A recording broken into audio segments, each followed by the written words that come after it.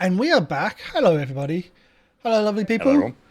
Um, this is going to be us just talking about, well, a little wrap-up type of thing of at least where we're up to so far in Nights of Paynetown, and a talk about, well, let's say a talk about City of Mist in itself. Um, I mean, I'm a big fan of City Mist. This is the first real full-on long campaign I've played with it. I love it. It still messes my head though. It really does mess my Thanks head. to somebody. Well, I don't mean the MC, who's doing an amazing job of being an MC and messing with my head, but the system messes with my head. So How so? How so? Tell us. I, We'll start with you. okay, Tell us how it's what you mean by that. Tell the audience. so Don't use your Esther Monahan voice. Tone it down. Don't Sorry, I can't turn it off. Once don't it's on- teach me. Okay, so I'm an old fart. I've been doing role-playing games for 20 plus years, probably 25 plus years, I think, from memory. They all do things one direction or one certain way. City of Mist does it the opposite, and that's what messes with my head. That the compulsion to ask the MC of, hey, can you can I do this, is really hard to get around. And I even in today's episode, I had to ask, is there bars in this room compared to the last time, like when we were in the room below? Because that was one of my thoughts was like, but no, we describe that in certain circumstances, and in certain circumstances you describe it to set the scene. Yeah. It just really messes with my head because I love the improv style. I really do. I love that if you say it, it happens. But god damn, it's not this, like, it's the opposite of how all the role-playing games I've played. And I played a lot. I have 2 bookshelves plus 2 cabinets full of role-playing games. And this is the opposite. All the Powered by Apocalypse and Forged in the Dark are the opposite of how games that I have played before, or read up or studied, do things, and that's what messes my head. But I really do love it because it's so much more improvisational. Yeah, there's rules if you don't, people watching that don't know, there's rules about when the MC really is supposed to talk and when they're not supposed to talk, or when they can intrude on the discussion. And I don't know if that's typical. I don't think that's typical. It's not a traditional rule. So Some systems encourage that kind of behavior, but it's definitely not a kind of set in stone thing. And even the encouragement of like offhanded comments, like you may want to allow your players to discover this for themselves or something else like that. Yeah, it's very, very different. What about sorry, Vivian? I went to try to butcher your name, but no, I'm not going to be able to. Just Vivian. Just call me Viv. Viv is fine. Vivian is good. But not Vi. Don't Not call me Vi. bye. Did I tell you guys about that? I feel like I did, where some guy called me Vi, and I was like, "Who are you? Don't call me that." Who does that? Yeah. I did it. Yeah, when we first asked which That's funny. which nickname you would like. No, That's like me calling Polly like Poe. Like, hey Poe. Yeah, I know, Like, right? Paul's weird. Paul's okay, but like Poe, like what? Yeah. How do I feel about City of Mist? I've been playing City of Mist for a couple years now. Yeah, longer than I think I've anybody never else. actually done Nights of Paynetown, which is interesting. I played, I think, 1 or 2 sessions in the beginning, which I already missed anyways. And then I played 1 or 2 sessions towards the end of the campaigns just to like help my friend out. But like I've never even like read through the books, so I'm like, I'm glad that I get to do something fun with it, because I was like, I always felt like the people that suggested I try to get into things and the Discord's always weird. So I love City of Mist. This car's on the The Discord's a little weird. It's always people trying to join games, and none of, like, it never feels like anyone knows how to run the game. City of Mist I is know, a right? special DM. It's You true. need to be touch and go, and I think that's what I like about it. It's like, for me especially, like, I love the ability to improv anything. Any of my players from previous games always know, like, I am very like this. It just happens. Like, I make up an idea and that's it. It's on the paper now. It exists. This character named Humble Dumpy exists now, and he is a main character apparently, and that's it. Like, that just, it happens. And I think it's the most fun comes from improv. But City of Mist is interesting because you have that improv, but you also have, well, there's a lot of stuff going on, and like you need to like stay on track, or else something bad could happen. And it gives the MC a lot of control over scenes, but it also gives the PCs a lot of control. And I feel like my personal favorite part of City of Mist, which I will end after this and give the spotlight to someone else, but the reason I love City of Mist so much is that in any game that I play, it feels like I'm a wizard and I can do magic. And I have things happening, but like I'm mostly a wizard and I do magic and boom, boom, bang stuff. But like the City of Mist system is like, I have a wand that does magic, and it makes me feel weird about myself. And then I also have this stuff about my personal life that is actually relevant and means something. And it means just as much. And I need to focus on both of them, or else I will lose myself to one side. You need to balance it out. And I feel like that about superheroes and everything is like my favorite part is like, we're human. We are just as human as we are riffs. And you need to balance it out. And both sides matter just as much as the other does. So that's and like I just want to point on two things. It's not just both sides matter, but both sides are balanced. It doesn't matter. Like some people starting this because we have like 4 cards for the character, essentially. Some people have 1 card for normal mundane and 3 cards for superpowers. Other people have 1 card for superpower and 3 for mundane, and all 2 and 2. And you actually float between that as well. Or what happened today, where you had 4, you lost one last one. Like so, when we had 3 and 1, and lost that last one, and became just powered, and that loses your character. Well, there's other ways around it, but. That like it is balanced, it just works. And I'm very also I want to point out the structure behind that improv. The structure in the MC stuff I think is what Polly was mentioning of when you can come in when you're not supposed to. Is that about right? Yeah. I mean, I especially like the soft move thing where like, you know, the PCs are talking. Technically I can intrude between people's spotlight. So like if somebody says something and then there's a pause, that's when I say like, you see a car or you hear a car pull up, you know, just to keep pushing. And I don't even know where that's going a lot of times. You know, I don't necessarily have a plan. Most of the time I do, but sometimes I don't, just to keep the sense of urgency going. Yeah, which is a feature of the system that I like. Wolf? Yeah, I think it's pretty much been stated why I like the system by everyone else so far, is the versatility of it, the ability to play these characters who are so widely different in both what their powers can be and also who they are as people, and the fact that you do have to play both sides of that. Like, once again, because I am leaving, I allowed myself to go full Avatar. But like, if I didn't have to leave due to what's going on in my life, I did have plans for how to get back like a part of myself that is more human, and how to bring that into the character and what to do with that and what that means in terms of like the future of the character and the future interactions with the other players. So the ability to make yourself kind of this force of both great power and also a human being. Oh damn! I thought you were going to say great responsibility. No, that doesn't make sense. It's just works. Many memes already. An ordinary responsibility, right? Mundane. And the run-of-the-mill responsibility of one of my cards was me being a teacher, along with having all this power to not die and to like summon ghosts and do all these other weird things. Like, I used my teacher card perhaps the most out of anything I had.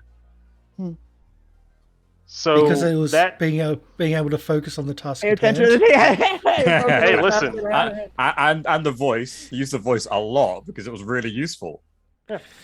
yeah. So like, and it's also once again kind of going back to the versatility thing. The versatility of the power tags your cards have of being like, my card says that I am a teacher, and one of my power tags is teacher. How does that apply in this situation? Like, what would being a teacher grant me here? And figuring out ways to make something work that you normally wouldn't think of working. Like, sure, I'm in a fight, but how does me being in a fight relate to also, turns out I was also in like a punk rock band. How can I relate that to this fight to get it to work in my favor? Or it's like, yeah, exactly. Like, for example, you might have a card that's like gets in the pit. And so it's like a fight breaks out. Yeah, I've been in a mosh pit. I know what I'm doing. Throwing elbows, push people around. Yeah, not a problem. I'm cool. Or maybe it's like defending yourself by being in the pit. It's like, yeah, I've been in a mosh pit. It gets dangerous. I know how to like prevent myself from getting hurt. So that versatility of a tag is really interesting to me. And I think it's one of the few systems that actually allows you to kind of go outside the box of what you are doing and allow you to think on the fly and be creative, where a lot of systems are like, here's what the ability does, it only does this, it never applies anywhere else. And this game is all... Yeah. Please. Yep. Nope. I was going to say, so this game thrives on versatility, which once again feeds back into the idea of also the improv you're doing, coming up with stuff on the fly. Like, it's just all around, like, all the mechanics fit into, like, the storytelling aspects of the game as well. I was just going to say on the this is the ability, this is what it does, and this is how to interpret it, and that's always a thing. Like, it's always very black and white, and this is so open, and that can also be a bad thing where in your character creation you can only have a certain amount of really open tags, and you got to be open but not super open. Like, it's kind of a whole thing in itself. I've left Paul for last. Yep. Oh, I would say like the hardest part of the game for newer players is coming up with effective tags that Yes. will play well.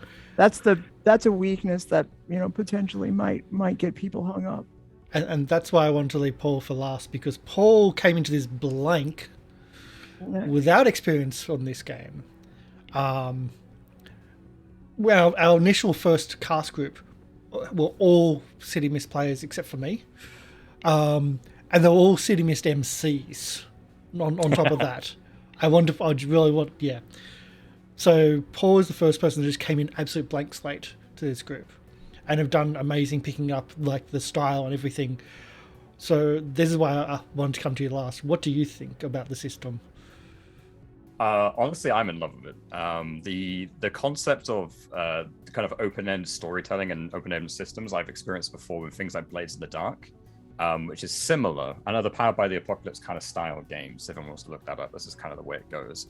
But I don't think those ones have as many really useful factors as City of Mist does. So when I was first making the character, I was looking at all the power tags that they suggested in the book. But then there's also a little thing that says, feel free to make up your own. You know, if you feel like your character has experience with a printer and wants to do that and use that in this situation, well, we're in an office fighting a bunch of guys, so you know how the printer works, so maybe you can make that work and turn it on from a distance or something.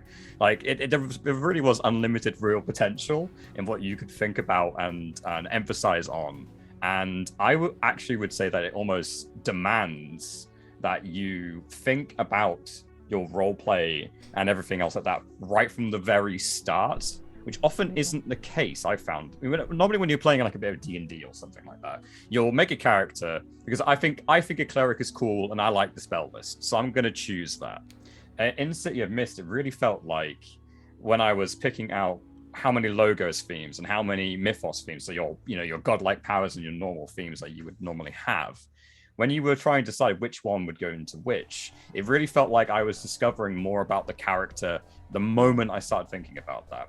And I felt like the system was demanding and basically, you need to think about how this is going to factor into your character, and it's going to be really interesting. How you interpret it is entirely up to you, but you need to think about it.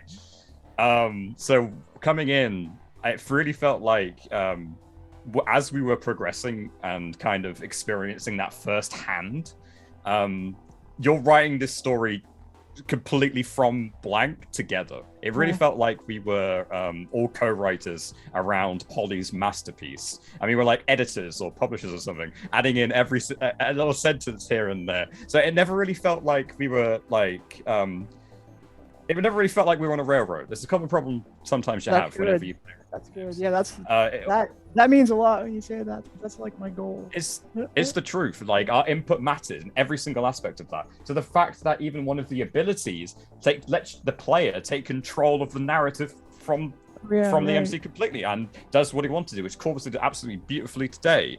And I loved the fact that he went into his avatar state knowing he was going to leave and was able to abuse that kind of state with a change the game system, knowing for a fact that this is going to be my last fail. Also, by the way, like that's, I was like, wait a second, you're not even risking dying here with my boss? Get out of here. What are you gonna do? This was not planned. It was just a case of you found out yesterday or 2 days ago? Yeah, I found out yesterday that unfortunately today is no longer to be a viable day for the game. As much as I do enjoy it and enjoy being the straight man in a cavalcade of fools, it just, unfortunately, a new straight man will need to take my place in the comedic. And think of like you could have had this session last week, and that wouldn't have been an option. It could have been So. Yep. It's just how it, like, there was not planned at all. That was how things lined up. I will say that Polly has railroaded us. With the you're not going to check out the asylum. That was it was beautiful. It was that beautiful guilt trip. Like, oh, you sure you don't want to do this? Are you really sure? Like, thunder. Yeah. So there's soft railroading in the game. So what I want to go through now and go through everyone, and I'll start again apparently, because I'm doing it right now, is I'm going to talk about Polly's MCing and the setting. Polly, you can then do the last person talking about the setting. But about, like, I wanted to go about like the setting and the MCing and how the game is MC'd, as from a player's perspective. As I said, like, there's only very soft, like, there's hard moves and there's soft moves, and it isn't a railroady type thing, but like the railroad that does happen has to be quite soft because it is that player's narrative, and I think that's a really. It's so not what other systems do, which screws with my head. Which is why I'd struggle. I think I'd still struggle like emceeing the game because it is such a different mindset. As a GM that's been GMing for since '97, if it gives you a little bit of perspective there. I think about '97 was the first game I GM'd. So it's like the GM has all that power, and some of the games are very like confrontational and like that to and fro, like you're playing against the players type thing. This is not that. This is so opposite to that, and that's again screws my head. It really doesn't. You might have to do a hard move, or you might pull that back, or, as Polly suggested, like push the narrative or push the speed going, or just urge that, well, there's a car pulling up. You need to start acting, or I'm going to do something else. That initial warning. And sure, some games, some GMs would do that in other games, but in this is an encouragement. This is how, as was mentioned on the break, it's more a cinematic narrative where you're trying to keep moving forward. And like the game itself kind of does that in how it does with the MCing. And the MC has a lot of rules, like, they have to abide by, which is something, again, I could not follow. I would struggle really to follow when other stuff doesn't. Like other systems. And you're constantly following like the I guess you might call it in other games like the rule of cool. So like for whenever you want to do a hard move, I know I hate that fucking phrase, but like whenever you do a hard move, like I try to pick the one that makes the most sense narratively, and that sort of restricts your choices too. Sometimes I can't, I just have to come up with something, but I always want to pick the one that makes the most sense. Oblivivian. Just say Viv, Karsh. You can. I'm trying. I've also It's been hard up to remember late. sometimes. Yeah, I've also been up late. Yeah, it's okay. That's fine. I think I would like to make a suggestion that Holly at the end tells us not only what she likes about DMing for us, but what she likes about each of our characters. Because I would like to know what Holly thought about Corvus at least the most. I feel like it could be a little dramatic, but it would be fun. I was going to put that out there as an idea. Seconded. We'll see. I have to I'll have to. I don't know if I'll be able to do it justice, but go ahead. Yeah. I really think that in all the campaigns that I've played, Polly, you are one of the most fun DMs that I've played with. Honestly, I can say that. I've been playing TTRPGs for not that long, like 10 to 12 years, not that long. Oh, that's a long time. Wait, how's that not long? Yeah.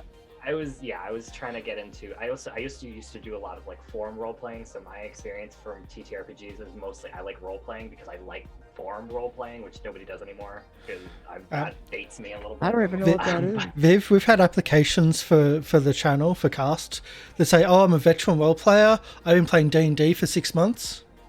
Oh, a veteran. Listen, Yeah. So it is not bullshit. We used to write paragraphs. There's actually on the website that I used to go on, I'm sorry this is a segue, but on the website that we used to go on, there was we checked it in a Google Doc, 35-page post that somebody wrote about their character and what it was crazy. It was a time, and it still exists. That website still exists to this day, and people still go on it and role play with each other because the forum role plays don't exist anymore. It's crazy. Okay, I used to go crazy. I used to write like pages upon pages of stuff. I loved it. Play by post in another name. Essentially, it's forum-based roleplay. But like back in the day, it was the only thing that we had. So back in the day, it used to be by post though, as in mail post. Yep. That predates me. Literally predates my role playing, by post. but it used to be via post, via mail, back in the 80s. Well, anyways, that was my experience. So again, like out of all the role, it's very nice, and your voices are hilarious, and I think honestly, you DM the same way that I DM, which is why I like. I haven't met another DM that likes things that I like, which is like, you focus on like when you go like, I have to make a move against you, and you're like, I want to ask you a question. I'm like, I love that one. Yeah. One, because it puts so much like, what the hell are you gonna do with that question? Like, you could ask any kind of question, like, what's your favorite color, and you could use it against them because that's how DM works, and you know that. Yeah. It makes me like. Yeah, because it's a fair way to get information instead of just metagaming. Like what the players are saying. Ooh, that's what they're afraid of. I'm going to use that against them. At least if I ask an official question, then it's fair for me to like use that against them. That's what I like about it. Viv, you would have loved the last investigation when that came out quite a lot. That was every single time that was there, it got asked, and then got used against us. It is a good question because you can use that, especially what NPC knows that secret now. Like, oh my god, that's a whole other thing. Yeah, and how did they get the information? How did they get the information? Yeah, crazy. I definitely enjoyed it. I think honestly, like getting through this whole thing, I know we were like kind of wishy-washy on what we were supposed to be doing for like a couple sessions, but you still kept us on track, even with the thundering asylum, which was hilarious. Honestly, I thought it was funny as hell. You were like, you guys don't want to go to the asylum, and I was like, no, I kind of don't want to go. We've got the glass, we've got the smeltery we've got to check out. The smeltery. I think it was great. And again, like it just is like there was nothing there, by the way. It wouldn't have been any, like it would have been a waste of time. I mean, I would have come up with something, but I mean, there just wasn't much to go on. I would have just railroaded you with something else. But you came up with something which then led us back to the. Which led back to Crystal Knight. Yeah, you did do that. I think honestly, it's just also because I didn't mention this before, but like I did enjoy joining the group. Again, I haven't found a group that really works with City of Mist. It's very hard to find people that like role playing and doing other things. And I think, like, the interactions between our characters, while it's really annoying that Chuck sometimes says things out loud, but while it's kind of, I feel bad for Corvus and he had to put up with me and Chuck every time Penny wasn't here. That's fine. That's okay. You left Chuck in the car and you guys just went on your adventures. And then Penny's friend-zoning me. That was a little painful, but it's fine. Character development. I will be a stronger woman because of it. No, I think I just really enjoyed it, and I've been like talking to people constantly. I'm like, this is so fun. Like, this is the most fun I've had doing something because yeah. So, anyways, I'm sad that you didn't miss the earlier ones, where when we talk about the previous stuff that we've done.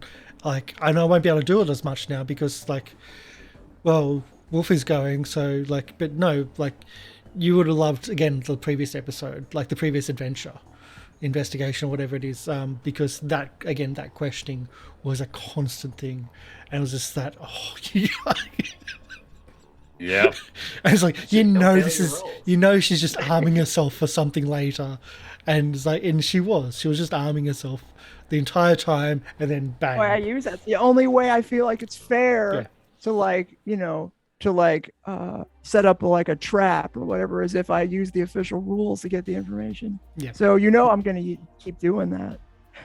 Which is another really awesome thing of the system, I feel like. The fact that it kind of almost encourages you to write the narrative in a way that all the players in the MC understand, because you're literally writing it together as it happens, and you're asking a question that the PC has to then think about. You're like, oh wait, what will my character do about this? Which then builds the narrative, and they can use that information so can the PCs and the MC both know that each player and MC can use all of the information they've been given, which is very cool. The words like it of a lot of games are described as like a cooperative storytelling experience, but like I feel like this system does it better than any other one that I've ever played. This system demands that you do it. It's not just like encouraged. It says you have to do this. And as I said, like the tags are essentially like improv prompts. So yeah. And as I said, the GM also has rules to follow. In a lot of games, the GM doesn't have to follow the rules, and is actively encouraged to break the rules. A friend of mine, a friend of a friend kind of thing of another channel, she GM'd her first Dungeons and Dragons game ever, her first role-playing game essentially, and it's like, oh my god, I've got so much power as the GM. This scares me. I'm like, why would it scare you? You can because do anything. You can do anything. But in this, everything, like, the structure is so like in the background that the GM or the MC in this case has to follow that structure, is my thoughts.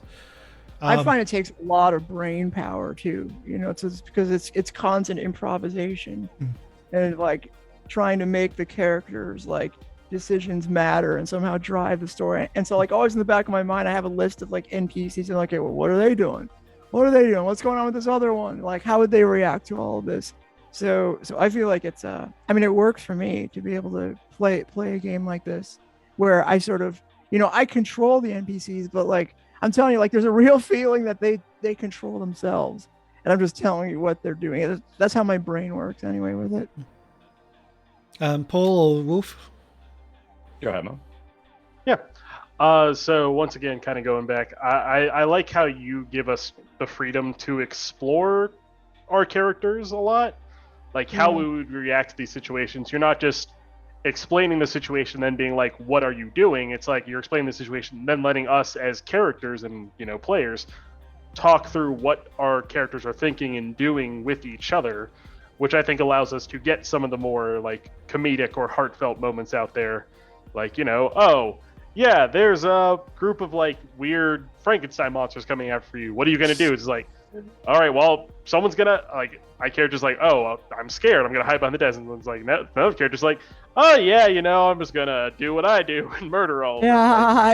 It's just like, like allowing that diversity of action and allowing us to like see the reactions we have to each other's actions as well, I think is really nice, especially once again in this improv heavy system, for allowing us to build those rapports with one another about, all right, this person often reacts like this. How does my character either adjust to that or try and change that or do whatever to make it like not necessarily benefit my character, but like make my character's life a bit easier. Yeah. And sometimes, like Chuck constantly wanting to drive your car, it's never going to change. It's always just going to be there, and you're just going to have to live with it, or become the Grim Reaper and don't care anymore. Yeah, it's not your problem anymore. Sure. Now it's ours. Corvus's car got wrecked. Well, good thing he doesn't really exist at the moment, so it doesn't matter. Who's paying his insurance? No one. There's there's some other issues we got to deal with in terms of not owning like the property I own and all that. That's a separate thing. Who knows? Maybe that'll be explored in one of the modules of. Wait, who's more powerful, Corvus. death or taxes? Because then taxes will then have to come after death. I mean, taxes have to come after Corvus, and death is just gonna be like, I don't pay taxes. What do you want from me? Hold on, if we're doing a what are you one gonna shot, do? we should do half of it being a strategic redistribution of Corvus's wealth, and the other half being, a boss fight, like a kaiju kind of like kaiju boss battle between Death and Texas. Hey, think of it this way: Corvus has an entire townhouse he no longer uses. Someone could just move in there if they wanted to. Oh, hint. Goldie. Wow, wait a second. Yeah. Hold on. Hey, listen. Corvus ain't there to stop anyone. Huh. Have to figure out how we can mechanize that. Is there any crew theme upgrades coming up? No, because he If you didn't want do it- it. Yeah, sorry. no, I didn't give it to He you. refused No to do it. townhouse. Sorry, it's been sold. She couldn't just You have a little bit of time, and then you can. You're move this in. close to having a roof above your head. just one. If you Just don't take the advancement. If you don't take the improvement, then you don't get it. I want to say one of the things where in the last session, like in the Mavis is like facing danger and like Chuck wanting to help is like I didn't have a help point, but one of the things I was going to offer was like, that's okay, Mavis, you can always move in with me which would have been my help point, but I didn't have one. Like, Sounds more like a hurt point. of course, Chuck living under a bridge and like, yeah. Hey, listen, all you gotta do is get one more crew advancement.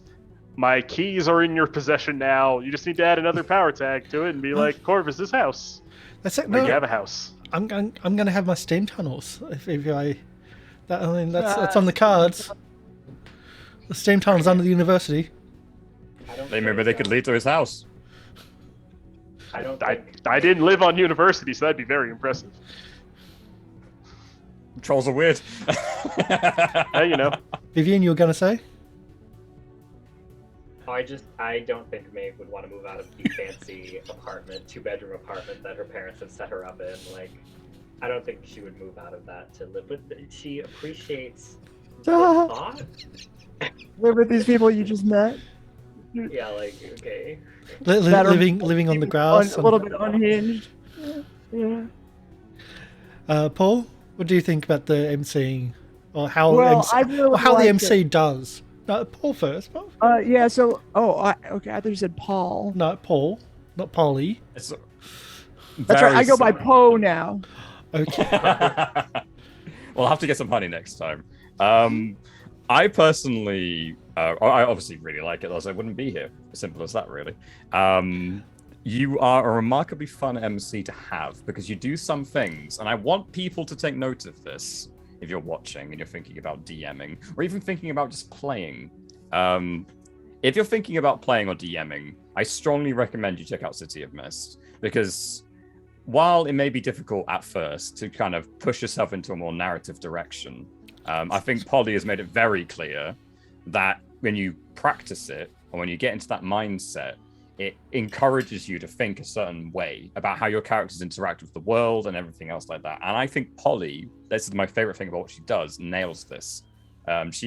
emphasizes directly how your conversations impact NPCs, and even when we come up with completely wacky and ridiculous things, she can still, summon the brain power from the gods themselves, and somehow be able to respond to the utter rubbish that some of the players come up with. And that's another thing I want to emphasize. If you can manage that, if you take it to any system, literally any system, and you'll dominate it. Because the rest of the mechanics you can learn easy, no problem. But you get the role play down, which City of Mist demands that you do, you're done. Yeah. Solid. And Polly does that perfectly.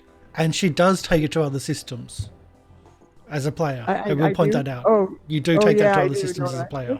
Yes, you do. Something leaving a couple people locked in a storage unit while you're at a brothel.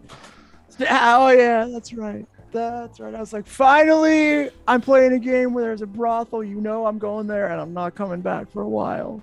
Yeah. Go check out The Expanse, Cupbearer. Yeah, indeed. Check out Tomorrow. I have a fun Texas accent. Is that because you could do it, or because it's fun? Well, that's because you see on Mars, the Texas accent's actually really big. Turns out, in lore-wise, a lot of separatists from the United... I'm not going to get into it here. We can talk about it. Different game. Tomorrow. Watch it another time. Yeah, watch it on if YouTube. You want to learn how to roleplay, play City of Mist. I'm not kidding. Yeah, it really does demand it. And yeah, that's one thing with Polly as a player as well, in other systems, not just as a GM. She came into role-playing with Powered by the Box and that, and it's always been that little bit different to most other players. So me personally, I'm looking for people that are joining our cast that have got backgrounds in City of Mist or Powered by Apocalypse, because it's that different and it's a more entertaining role-playing style, which we want to try to entertain you guys.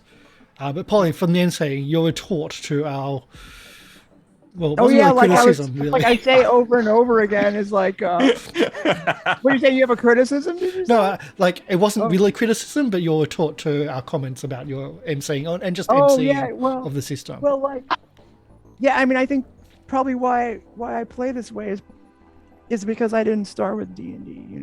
I just didn't. It was too hard. The first game. And the first role playing I did was Apocalypse World, and then it's D&D is popular, but that's too hard, so we'll play Dungeon World, and those are the types of games that I play, and then I think City of Mist is an improvement on all of those, but they're all pretty role play heavy, and so I guess that's the background. I think that's just different, and I like it better. I guess the way I handle every NPC and my PC is, and it's easier when there's only one PC, is I'm in the mind of the character. I just try to think, well, what's this character going to do? And if I don't know what the character is going to do, then you roll. Then there's okay, this is a good, my brain clicks. Okay, this is where you have somebody roll if you don't know exactly what to do with it. And then you just are. I'm just married to the result. Whatever happens, I'll follow the result. And I guess that's just the whole thing. And keep pushing, just keep stressing out the players and pushing them. Really, no. That's what I'm constantly what can I do to stress them out? What can I do to stress them out? Because I know you'll find your way out of it, even if I don't know how you're going to, or I'm I don't know if they're going, but that's not on me. That's on you. And you do. You do that really well. That's GM. That's straight across the board GM advice. Stressing out players, causing those little conflicts, and emotional conflicts, morality conflicts, the whole works. Big tip for GMing: constantly look for those little things. The players will get through, but it's just if you give the players everything, then they've done nothing. So give those little challenges, and also ebbs and flows is something that Pathfinder does really well. And there's really something to say about don't over prepare. Do not over prepare. Just don't. I try to I try to blank out my mind. You know, I really do. Like I turn it into like an improv thing. It's okay, clear my mind. Really paying attention to what people are saying, and the whole time, I'm like, okay, what's gonna, you know, like what would be cool to throw in here that. So I have all the background, right? But in any given moment, I don't know really what's gonna happen because I can't anyway. I mean, if you play the system faithfully, you can't. You know, you can't predict what's gonna happen, and you shouldn't. One thing I'd like to add that you do really well as well, just very quickly while we're on the topic of that, is that you read players' backstories and you pay attention to what they're saying, and that's not something every DM will do.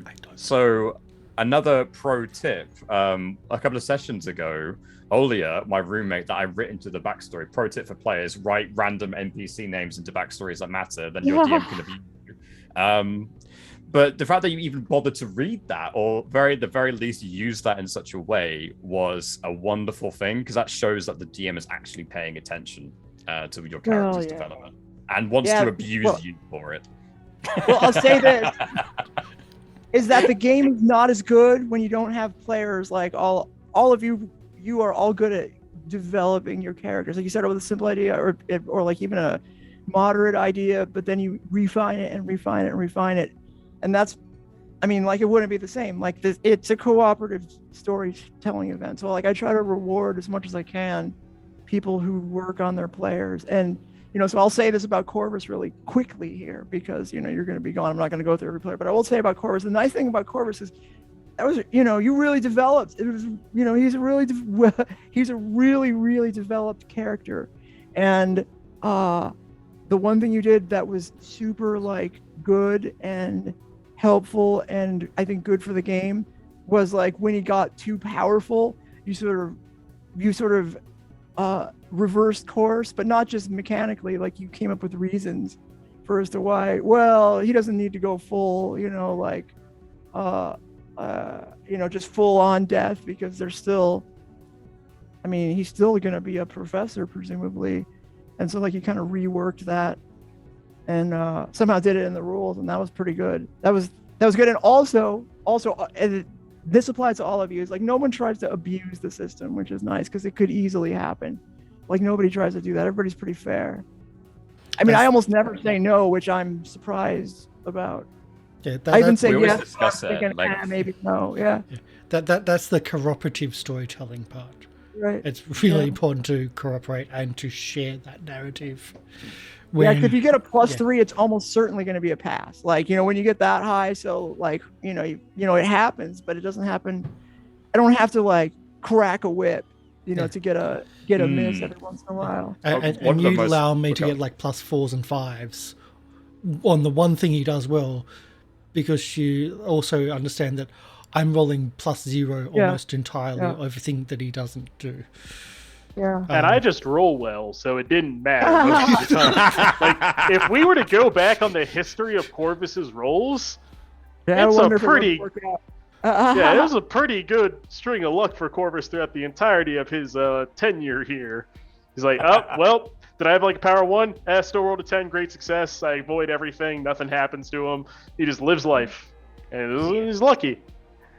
One thing I'm really going to miss about Corvus's character, one thing poor Mavis, is the fact that when we were thinking about earlier, right, and you, Polly, came up with a very right quote. I don't want you to have a really easy time of getting to her office. I want it to be a troublesome thing. You want to, you know, go into the picture. That's too easy. Let's figure out a smart way of doing this.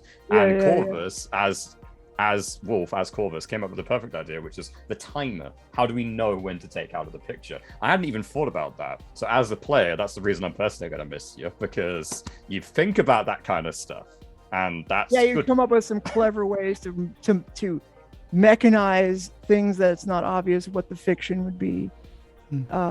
When I'm like, you can't just do that. That's too hard. You know, thinking of how to make that into the story, like my instinct that's too easy to do, but you know, not just say no, but come up with some story behind why it's harder than you might think. And we all talked about that. That's what I loved Right. about that entire situation. To me, that was a perfect emphasis about how that kind of mechanic can work. The GM's like, no, that's too easy. No, we need to find a smarter way of doing that. And then I had an idea. Wolf had an idea. I had nothing. Chuck decided he wanted to run through. Chuck had no health points, and therefore couldn't No, contribute. sorry. But that's what Chuck wanted to no, do. actually, that was when I was putting in my credit card details and getting off screen, but on one of my other monitors. Hopefully, just desperately not going to be picked up by the stream, to try to get all the. So my Skymescape account got essentially ran out. Because I had credit card fraud issues a while back, and they charge bi-monthly, so they charge every 2 months. And so that I didn't even think about it. It's been a long time since I've had this new card, Right. and then suddenly I got nothing. I'm like, we started the show with music, no problem, but It ran out happened, right sir? during the stream. from the intro to us being from the intro when we were like doing the countdown to after the movie Somewhere was there when it is ran like out. in the 2 months. I was mean, when it that's ran out. that's just perfect comedic timing. I don't know what It to is tell you perfect. here. That's true. And Almost like fate dictated it.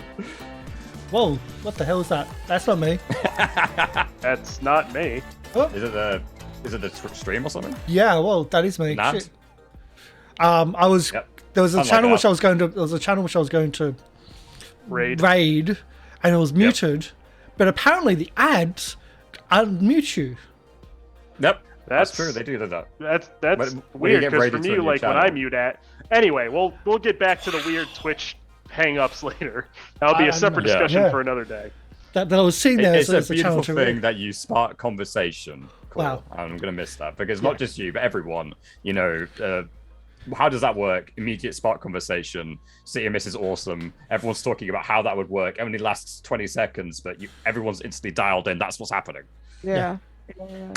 And I get to do a joke at some point.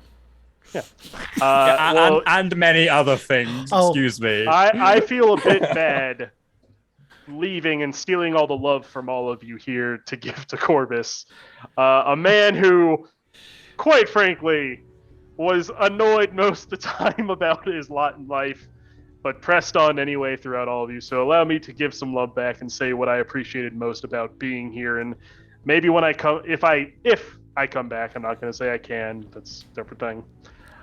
We'll just go down the line here. We'll start with Karsh. Chuck's ability to bring levity to any situation, no matter how serious, no matter how dire, no matter what, was amazing. Your ability to stay in the mindset of this really kind of focused jock, like I say focused not in the sense of like he's paying attention to what's going on, but he only thinks about one thing. How does this relate to football? Bringing it back to that, no matter what the situation. Having some of the best lines I have heard in role-playing in quite some time. Making me laugh, not Corvus. Corvus had enough of you. One out. Go on, get out of there. Thank you for being the straight man to my tax man line. I'd been waiting for that for such a long time. You've tried multiple times. No, I had held that tax man line for such a long time, and to have that discussion about the tax man while we're sitting outside in the car. That was so. Thank you for being the straight man. It is what I do best. It's hard for me to be straight up funny. It's very easy for me to play off someone else being funny. And you definitely gave me a lot to play with. And it's the same with me. I personally, I need someone to bounce things off. It doesn't happen with everybody, but it's really important for me as well to bounce those things at someone else. Even if they're also playing a crazy character, it's a big thing. Yeah. So going down the line here, Paul, your ability to come up with probably one of the most unique power sets I've ever seen, some mechanics and power like abilities, it is beyond the scope of creativity that I possess. I am in awe of it. It is amazing. Like, once again, kind of playing off you, like, you came up with these ideas that I was able to then add to, but you came up with those ideas yourself. And that alone is, once again, amazing to me. It's something that I try to do. I try and bring it to all my characters, but you nailed it, and it's just incredible. Oblivivian, first let me apologize that I don't get to play with you more. You seem like an amazing person to play with, and I wish we could continue on our adventures together, but as Corvus and Death said, all things come to an end, and it's not about mourning the passing, it's about celebrating what happened. And my short time with you, you were once again a great comedic foil to Corvus's seriousness. You brought about a very fun character who fits in perfectly with our weird group without even realizing what we were going to be about. Your drive to like kind of almost go against, like, the rest of us are kind of embracing our supernatural stuff, but you're bringing an element that none of us brought, which is, what if someone doesn't want this? Yeah, And that was clever. Yeah, that dichotomy you're bringing to this game is only going to improve and get more amazing as it continues. So I look forward to watching it. I wish I could be there to see it in person, though. And finally, Polly, what can I say to the person who has been herding the cats for so long now and doing such an amazing job of it? Your ability to go with our crazy ideas, as we've said throughout the end of this, has been always wonderful to see. It's allowed me to do some role playing that I usually don't get to do with a lot of groups I play with. A lot of the times, like, we're playing mechanically heavy games and I don't get the chance to stretch my improv wings. And you have not only given me that opportunity, you have allowed it to flourish throughout all of our characters. And it's been great. And I, once again, wish I could stay for more of it. But I can't, and that saddens me. But I know I will still get to play with you on Mondays. We will still get together and see what how we can annoy Karsh in our own unique ways. But it, once again, just, you gave the love to me. I had to spread it around to all of you. Thanks for. It was only what was deserved. It was only the truth of it. And thank you. Yeah, and honestly, that whole thing with Corvus, just wait till I come back on this show, guys. Maeve is not gonna be like, she's gonna be like, yo, listen, I gotta get rid of this shit now. I don't want to be like that. I'm glad I was able to further your character development, even when I'm not here. People are making deals with the devil? What? I'm sorry. You mean I can lose myself? No. And I'm like, good, I can actually. do that? Wait. Yeah. Chuck is gonna go too. Chuck's been on the edge for a long time, actually. Chuck's been on 3 for a while. He's been really, like, even when he was on 2, he had 2 tags which were both about to crack. So Chuck's been on the edge for a while.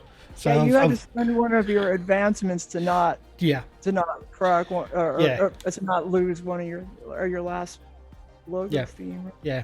So like Chuck's been on edge for a while, and I'm trying to find ways of getting back and moving around, and how to do that. But so yeah, got to think about that as well. That's a joint effort, I feel like. Yeah, it's funny how it mechanizes. Like, the game's super good at mechanizing that conflict.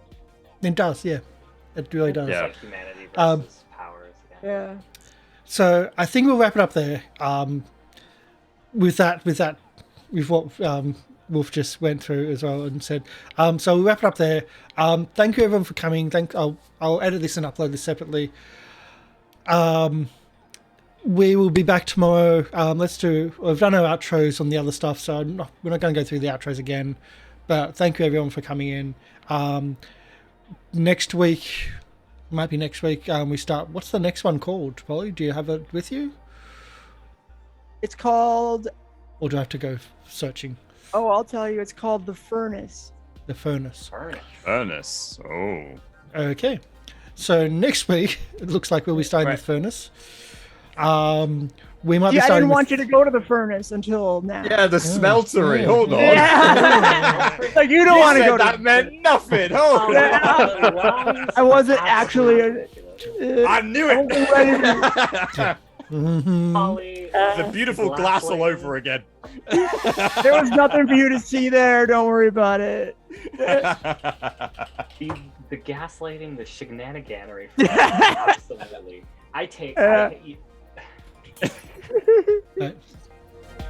I'm bad. That's louder. Turn that back down.